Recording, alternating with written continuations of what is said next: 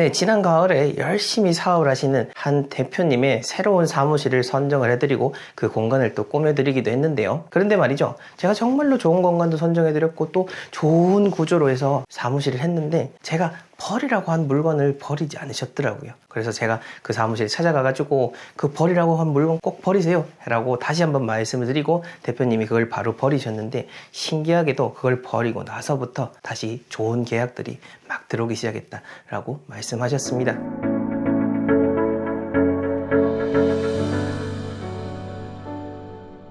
네, 저는 150년의 전통을 이어가고 있는 천동입니다. 이러한 물건이라고 하는 거 정말로 여러분들이 가볍게 생각할 것들이 아니라는 거죠. 만약 여러분들이 하시고 있는 일들이 잘 되고 있지 않다면요, 이 영상에서 말씀드리는 물건 혹은 어떤 행동 때문일지도 모를 겁니다. 그러니 끝까지 잘 보시고 실천하시는 만큼 여러분들의 삶이 풍족해질 겁니다. 자, 본격적인 내용 들어가기 이전에 여러분들이 새롭게 들어갈 공간에 리모델링을 해야 된다라든지 지금 집이 어떠한 상태인지 확인하고 잘 살아가고 하신다면 저희의 풍수 컨설팅을 활용해 보시기 바랍니다.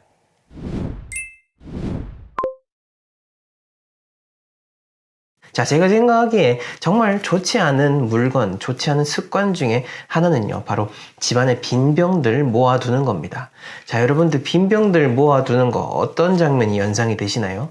전 한 두 가지 정도가 생각이 나는데, 첫 번째는 집안에 소주병 쭉 늘어놓는 거, 두 번째는 어디 예쁜 그런 레스토랑이나 와인바에 가면은 빈 병들, 그런 술집들 보면은 그 위스키병, 와인병 이렇게 쭉 늘어놓는 거, 그렇게 두 가지가 생각이 드는데, 첫 번째로 이제 집안에 소주병 늘어놓는 그거는 어쨌든 좋은 거는 아니다라고 생각이 듭니다. 뭐 보기에도 그렇게 좋은 건 아니죠. 뭐 술집이야 진짜 그렇다라고 할 수는 있을 것 같습니다. 일단 보기에 예뻐지는 거고 거기 있는 사람들 현혹시키기 위한 거니까 그럴 수 있다 쳐도, 일반 가정집만큼은 집안에 빈 병들 모아두는 거 그렇게 좋지 않다는 거 말씀을 드리고 싶고요.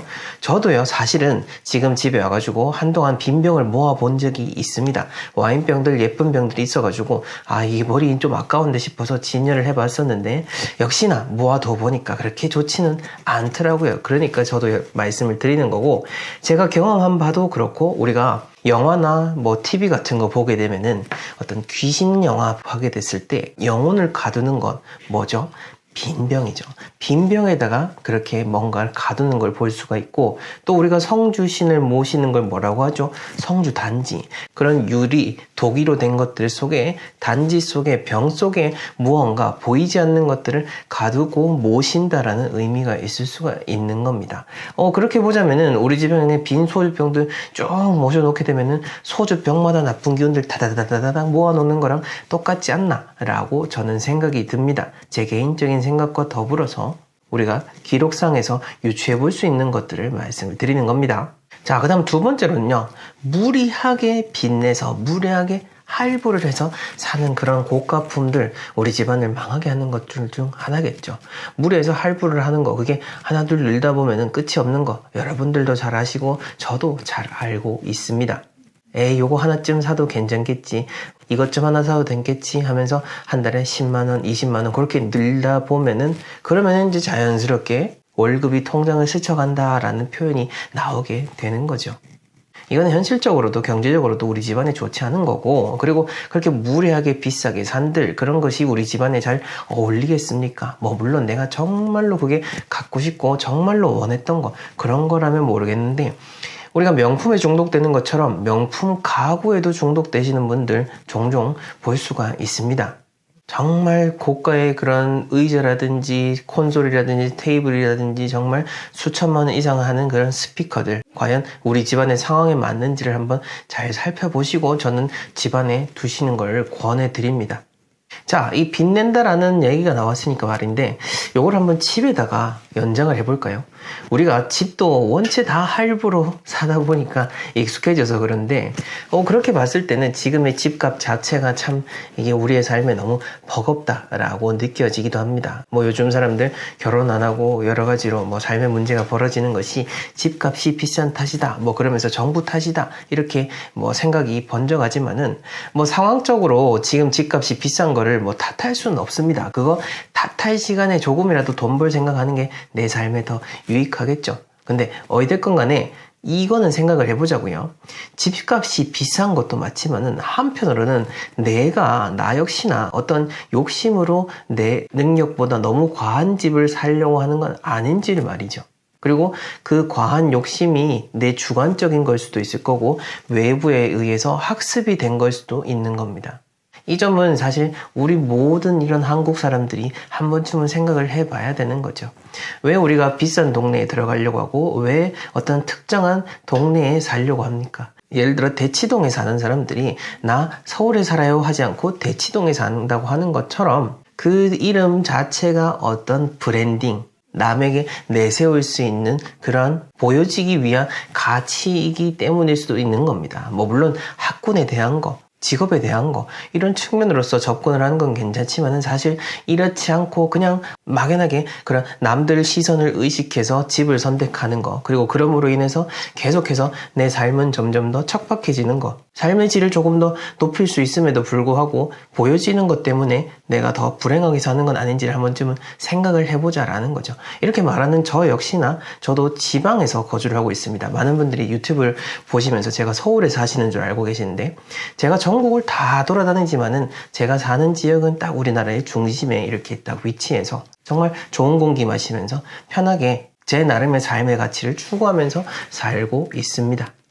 아마 서울에서 살았더라면은 지금 누리는 것들 절대 누릴 수 없었을 거고 지금의 행복보다는 떨어졌을 거라 저는 생각하기 때문에 이렇게 편안하게 살고 있는데, 자, 어찌됐건 간에 좀 말이 옆으로 샜지만은 우리의 삶보다 혹은 우리가 생각하는 그 진정한 가치를 넘어선 보여주기 위한, 허상을 위한 그런 고가의 물건, 고가의 집에 대한 것쯤은 우리가 생각을 해봤으면 좋겠다라는 거죠. 여러분들은 어떻게 생각하시는지 궁금합니다. 자, 그 다음 세 번째로는, 이거는 많은 분들 잘 알고 계시는 것처럼 어디서 주워온 인형, 이거 참 좋지 않습니다. 그냥 내가 사는 인형이야 그렇다 쳐도 그 사오는 인형도 집안에 많으면 좋지 않다라고 하는데, 어디 밖에서 그냥 슥 주워온 인형은 진짜로 좋지 않거든요.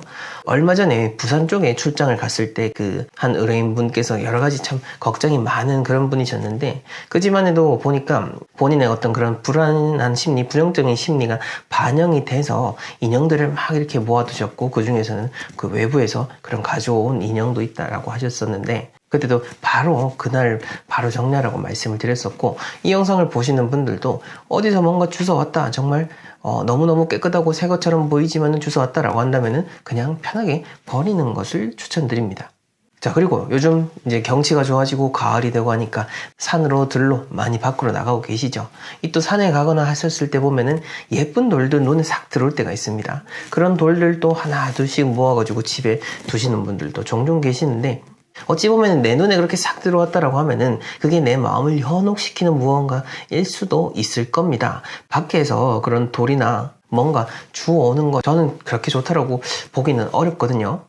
물건이라고 하는 게 항상 이 사람의 손뿐만 아니라 모든 이런 자연에 있는 기운이 깃들 수 있는 매개체, 어떤 형상으로서 이 상이라는 그 개념, 모양을 띠게 되는 겁니다.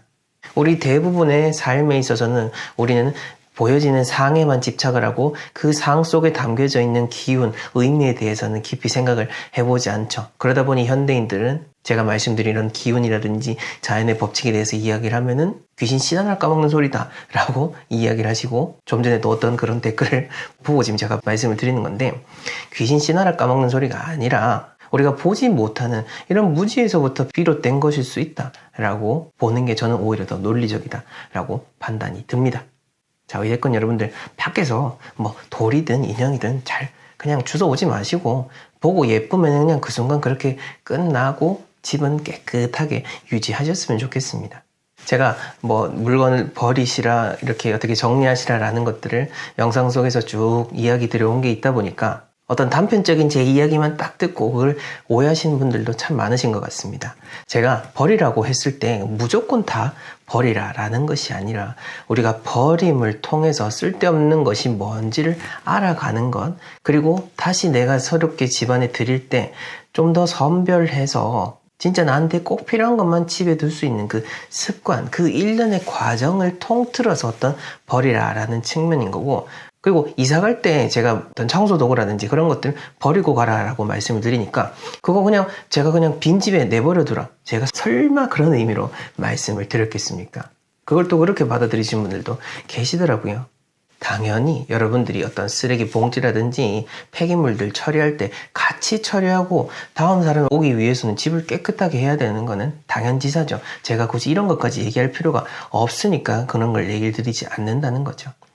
이런 풍수 인테리어도 그렇고 우리가 자연의 법칙을 삶에 적용하고 그걸 받아들임에 있어서 사실 현대인들은 너무나 우리가 서양의 사고관, 기존의 상식적인 차원이라는 거에 너무 매몰되어 있다 보니 진정한 그 진실을 바라보지 못할 때가 많다라고 저는 생각이 듭니다. 자, 우선 우리가 달마 대사라고까지는 알죠. 그러면은 달마 스님이겠구나 라는 거고, 조금 더 아시는 분들은 달마 대사는 선종의 창시자라고 들어보셨을 겁니다. 우선 이 달마라고 하는 거는요,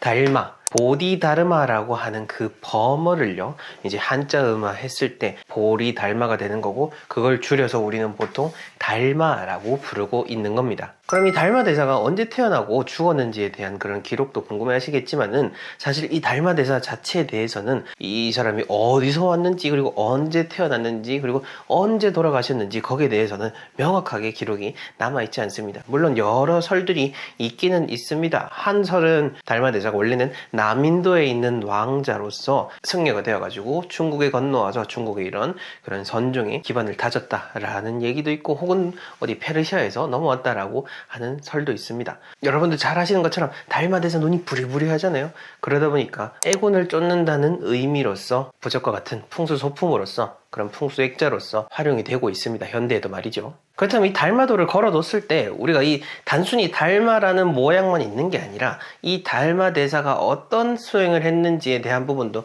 알면은 조금 더 이걸 통해서 우리가 달마 대사의 그러한 부분을 배울 수 있겠구나 라는 점인데요. 달마 대사가 유명한 게 바로 9년 동안 벽만 보고 수행을 했다라고 해서 그 면벽 수행으로 잘 알려져 있죠. 인도에서 넘어와가지고 그 당시 중국의 황제였던 양무제와 이렇게 대화를 선문답을 했었고, 그리고 왕과는 별로 인연이 되지 않겠구나 라고 해서 떨쳐내고 바로 소림사에 들어가셔가지고 벽을 보고 9년 동안 그렇게 수행을 했다라고 나와 있습니다. 우리 현대인들 같은 경우에는 사실 그 가만히 앉아서 이렇게 책상 다리로 5분만 앉아도 다리에 쥐가 나는데 9년 동안 앉았다라고 하니 사실 가늠이 되지는 않습니다. 여튼 전해져 내려오는 기록은 그러하니까요. 그렇다면 우린 그걸 보고 어떤 그런 인내심, 내가 뭔가 성취하고자 하는 그런 목표가 있을 때 그 어떤 거에도 끄달리지 않고자 하는 그런 절박함, 진지한 노력에 대한 부분을 우리가 이 달마도를 통해서 느낄 수가 있는 겁니다. 조금 더 이 달마 대사가 남겨놓으신 이야기를 들려드리자면요, 보리달마론이라는 책을 보게 되면은 거기서 달마 대사가 그 가장 중요한 것은 바로 편안한 마음을 갖는 것이라고 했습니다. 그 편안한 마음을 가질 때를 벽관이라고 했습니다. 벽관. 이 벽관이라고 하는 것은 그 어떠한 상태에서도 걸림이 없는 아주 편안한 상태이기 때문에 좋고 나쁨의 분별이 없어지게 되는 그런 깨달음의 상태를 말합니다. 우리가 달마도를 보면서 느껴야 되는 것은 정말 9년 동안 면벽 수행을 하는 끊임없는 정진의 마음과, 그리고 모든 것에 걸림이 없는 편안한 마음을 유지해야 된다라는 그런 메시지를 우리가 생각을 하면서 달마도를 보고 우리 집안에 좋은 기운을 전하는 것, 그것이 정말로 중요한 포인트다. 단순히 부적으로서만 의미를 여러분들이 생각할 게 아니고 그림을 하나 보더라도 메시지를 여러분들이 이해하셔야 더 집안에 의미 있는 기운을 전달할 수가 있는 겁니다. 이 달마도 같은 경우에는 우리 역사 속을 보게 되면은요, 통일신라 시대 때부터 전해졌다라는 기록은 나와 있습니다. 그리고 현대에 정말 많이 알려진 그런 유물로서의 달마도는 1600년도에 김명국이라는 화가가 남겨놓은 그 달마도가 우리에게 지금까지 전해져 오고 있는데요. 이 김명국의 달마도, 지금 우리가 보고 있는 그 달마도 같은 경우에는요,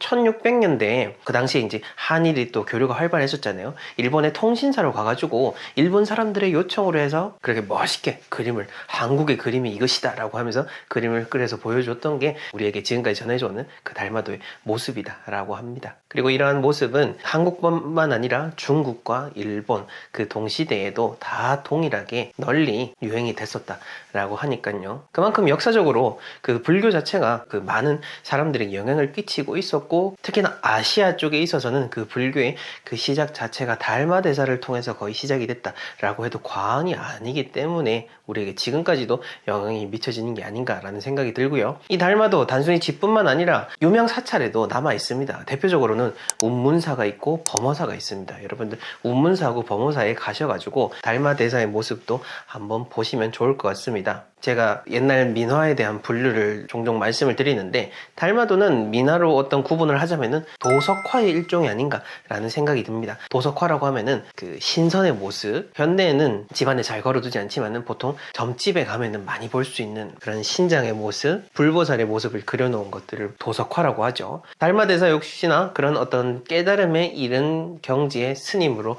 보기 때문에 도석화의 일종으로서 보면은 좋을 것 같고, 사실 도석화 자체는 현대인들에게 민간의 집에 걸어두는 것이 조금은 우리의 기존 시각하고는 맞지 않는 부분도 있고, 저 역시나 그거를 이제 집안에 너무 많이 걸어두는 것을 권해 드리기는 좀 어렵습니다. 그래서 달마도 역시나 도석화의 일종이기 때문에 그 거는 부분에 있어서는 우리가 주의를 해야 되는데요. 어떤 애군을 쫓는다라는 의미로서 보자면은 딱 현관에 걸어둔다라기보다는요, 요즘은 또 복도식 아파트가 많잖아요. 현관에 들어오고 나서 복도식일 때 이런 빈벽에다가 걸어두는 식으로 집안의 위치를 정하면 어떨까 싶습니다. 우리가 사찰에 갈 때도 부리부리한 눈을 가지신 분들 어디에 있죠? 사천왕이라고 해서 사천왕문에 있죠. 절의 일주문에 들어가고 나서 바로 사천왕문이 나오는데, 그 절의 입구 쪽에 해당하는 사방의 신들이, 잡스러운 기운들이 사찰 안으로 들어오지 못하도록 막는다라는 의미로서 사천왕문이 있는 거고, 우리 집 역시나 만약에 여러분들이 달마도를 거는 의미가 그러하다라고 한다면은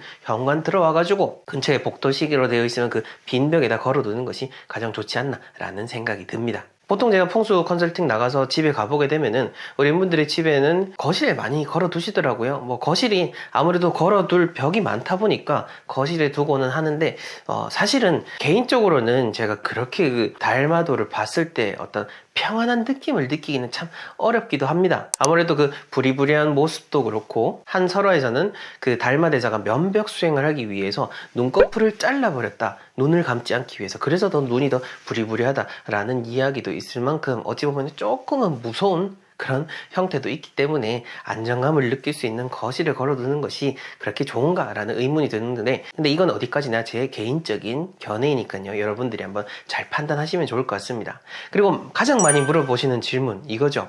우리 집에 달마도 있는데 이거 어떻게 버려야 되나요? 혹은 우리 집에 달마도 있는데 이거 어떤 스님이 주셔가지고 받았는데 사실 참 두기도 그렇고 또 버리자니 또 찝찝하고 그렇습니다 라고 많이 이야기를 남겨주십니다. 이런 경우에는 어떻게 판단하시냐면요, 물론 정말 좋은 그런 수행자분들, 좋은 성직자분들도 계십니다. 그런데 그렇지 않은 분들도 사실 없지 않아 계십니다. 없지 않아 계시고, 여러분들이 그 그림을 그려주신 분하고의 그 관계나 인연이라든지, 그리고 여러분들이 그 그림을 봤을 때 느껴지는 그 이미지, 기운, 내 느낌, 그게 정말로 중요한 겁니다. 만약에 딱 봤을 때 여러분들이 그걸 보고 편안함이 느껴지지 않는다 라고 한다면 당연히 그냥 과감히 치우시면 되는 거고, 뭐 스님이 그려주셨다라고 해도 뭐 물론 의미 있는 거라면 그걸 조심하셔야겠지만, 스님 그려주셨다고 해도 여러분들의 집안에 그런 안정을 해친다라고 하는 그 자체로서 이미 집안에 좋은 의미로 보기는 어려우니까요, 그냥 과감히 정리를 하시면 되겠습니다. 우리가 오늘 달마도, 그리고 그 달마도의 그런 메시지에 대한 부분을 제가 앞에서 강조를 드렸는데요, 끝으로 제가 강조하고 싶은 부분이 그겁니다. 단순히 여러분들이 그냥 어디서 누가 뭐 좋다더라 하고 뭐 다랑아리 액자도 두고 부엉이도 가져오고 달마도도 가져오고 집안에 막 걸어둘 게 아니라, 이거에 대체 왜 그런지를 여러분들이 조목조목 뜯어서 한번 생각을 해 보셔야 되는 거죠. 무작정 남들이 한다라고 해서 할 게 아니라 이게 그런 의미가 있는지를 알아보셔야 되는 거고, 이게 어떤 어떤 의미건 간에 내가 편안한지 안 한지를 생각을 해야 되는 거죠. 그리고 이 달마도를 통해서 그 부리부리한 눈을 보고 우리가 애곤을 쫓는다 이게 아니라 실제 달마 대사가 그냥 9년 동안 수행을 했다라는 거, 그리고 벽관이다 라고 하는 그 깨달음의 경지, 어떤 거에도 걸리지 않는 그 편안한 마음을 갖도록 하는 그런 메시지를 생각하면서 여러분들이 달마도를 바라볼 때 진정으로 집안에 좋은 그런 에너지를 불러올 수가 있는 겁니다. 자, 우선 첫 번째로 여러분들 비워야 될 공간, 현관부터 한번 슥 들여다보겠습니다. 여러분들이 집을 한번 머릿속으로 잘 떠올려 보십시오. 우선 현관에서 뭘 비워내면 될까요? 바로 신발장이죠. 신발장 안에 의미 없는 물건들 많이 채워놓으신 분들도 계실 거고, 헌 신발들도 제법 있을 겁니다. 한번 돌아보시고 오늘 이거는 버려도 되겠다 싶은 거 한 켤레만이라도 비워서 버리시면 될 것 같습니다. 그리고 이 신발 얘기가 나와서 갑자기 생각이 난 건데, 얼마 전에 울산에 이제 출장 컨설팅을 가서 아파트 리모델링 하시기 전에 여러 가지를 점검해 드렸는데, 그 레인분께서 하시는 말씀이 예전에 살던 집에서는 이 공간이 없다 보니 책들을 신발장 안에 넣어 두셨다, 이렇게 말씀을 하셨습니다. 그만큼 우리가 살아가는 모습이 각양각색이다라는 것을 알 수가 있는데, 자, 어찌됐건 신발장에는 신발만 넣어두는 것이 맞지, 책이든 귀중한 물건이든 그런 것들은 가급적이면은 신발장 안에 두지 않는 것이 좋다라는 것을 당연하게 생각을 하시는 분들도 계시겠지만 아닌 분들도 계시니 제가 말씀을 드리는 거고요. 그리고 우리가 바닥에 놓는 그 신발의 개수가 몇 켤레면 좋다 이런 얘기들도 사실 있기는 있습니다만은, 궁극적으로는 우리가 비워낸다라는 개념으로서 여러분들이 현관 바닥을 생각하시면 됩니다. 그리고 그렇게 비워낸다라는 생각으로 하다 보면은 저절로 바닥에 늘어져 있는 신발들이 줄어들게 되는 거죠. 우리가 하나의 이치를 통해서 10가지를, 100가지를 적용할 수 있는 게 바로 이러한 이유인 겁니다. 여러분들이 이 비움이다라고 하는 그 가치를 인지하시게 되면은 모든 집에 통용해서 적용을 할 수가 있는 겁니다. 자, 이렇게 해서 현관을 깨끗하게 비워내고 좋은 기운들이 많이 들어오고 또 기운이 순환할 수 있도록 해주고 나면은 이제 집안에 있는 다른 방들로 한번 들어가 보겠습니다. 자, 이 방에 가보게 되면은 여러분들 수납하시려고 많은 이런 서랍장들도 두곤 할 겁니다. 그 서랍장을 한번 잘 살펴보시기 바랍니다. 특히 요즘에는 이 소형 가전들이 많다 보니 소형 가전만 따로 모으는 그 쓰레기통도 별도로 생겼죠. 아마 서랍을 들여다보게 되면 그런 소형 가전도 분명 있을 거고, 언제 이걸 넣어뒀나 싶은 만큼 오래된 물건들도 분명히 있을 겁니다. 이것들 하나하나 비우고 버리는 습관을 지금 당장 들여보시길 바랍니다. 그리고 서랍이 깨끗하게 관리가 된다라고 하는 것은 여러분들이 집안의 여러 많은 동선들을 머릿속에 다 꽉 잡고 있다라고 하는 겁니다. 자, 쉽게 말해서 집에 뭐가 있는지를 바로바로 딱 알고 바로바로 쉽게 찾을 수 있다라는 거죠. 서랍이 막 이렇게 뒤엉켜져 있으면은 물건을 찾기가 어렵잖아요. 그만큼 우리 시간이 낭비가 되고 동선이 꼬이게 되는 거죠.